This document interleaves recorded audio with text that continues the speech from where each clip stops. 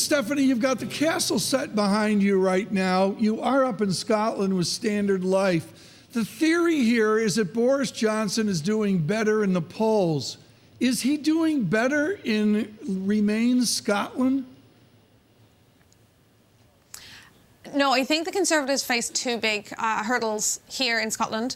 The first is that it is, generally speaking, there are lots of Remain constituencies up here, specifically in Edinburgh, where I am, but also more broadly, there's a lot of support for Remain in Scotland. That has been one of the SNP's big arguments against Brexit, is that Scotland voted by majority to Remain, and so they do not want to go along with the Brexit. The second thing, crucially, though, is that Ruth Davidson, a hugely popular Conservative Scottish leader, stepped down this year, and so I think that in Scotland they could face additional issues from that, because there were many Conservative voters in Scotland who liked Ruth Davidson specifically and believed in her leadership, which is a very different approach than Boris Johnson, who she kind of notoriously has a very different political approach to. What does Remain EU-philic Scotland want out of Jeremy Corbyn?